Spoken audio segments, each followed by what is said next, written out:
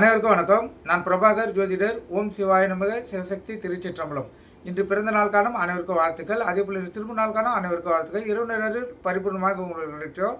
உங்களின் மனம் எதை ஆசைப்படுகிறதோ அந்த ஆசையை நிறைவேற்றும் என்று எம்பெருமான் சிவபெருமானோட அடி வேண்டிக் கொள்கிறேன். இப்போ நான் என்ன சொல்ல போகிறேன்னா, ஒரு கருவுற்ற தாய் இப்போ பார்த்தீங்கன்னா, அதாவது குழந்தை சிறப்பாக பிறப்பதுக்கு எந்த கிரகத்தை வணங்கினா பலன் கிடைக்குன்னு சொல்கிறேன். எந்தெந்த மாதத்தை கற்றுக்கொண்டு பயன்பெறுங்க. ஒரு குழந்தை பிறப்பதற்கு 10 மாதம் கருப்பையில் வளர வேண்டி உள்ளது. ஒவ்வொரு மாதமும் அதன் வளர்ச்சியால் மாறுபட்ட மேம்பாடுகள் ஏற்படும். ஒவ்வொரு மாதமும் ஒவ்வொரு நவகிரகம் ஆளுகின்றன. எனவே கர்ப்பம் தரித்த முதல் ஒவ்வொரு மாதமும் அதுக்குரிய தெய்வத்தை வணங்கி வர வேண்டும். கருத்தில் கொள்ளுங்க. 1வது மாதம் சுக்கிரனை வணங்க வேண்டும்.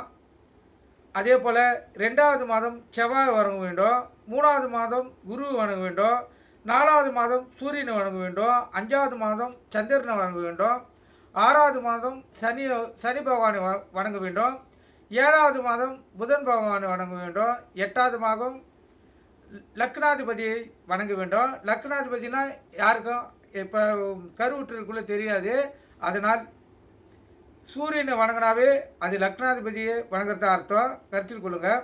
9வது மாதம் சந்திரனை வணங்க வேண்டும். 10வது மாதம் சூரியனை வணங்க வேண்டும்.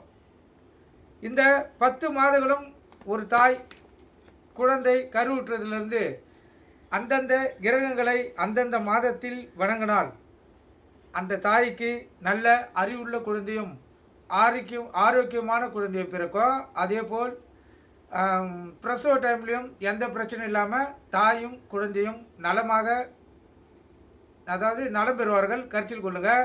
அதனால் இதெல்லாம் காலகாலமாக முன்னோர்கள் பயன்படுத்தியது இந்த விஞ்ஞான வளர்ச்சி இல்லாத அடிப்படையில். ஏன்னா உலகத்தை ஆள்வதே இந்த நவகிரகங்கள் தான்.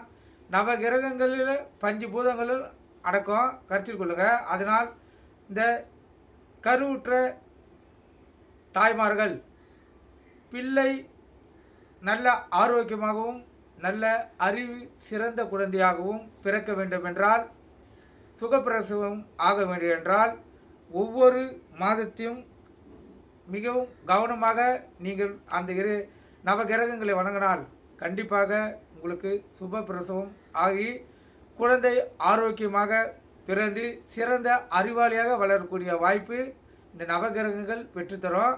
அதனால் தவறாமல் இதை கடைப்பிடிங்க. நீங்கள் கருத்து கொண்டு பயன்பெறுங்க. நன்றி, வணக்கம். வாழ்க வளமுடன்.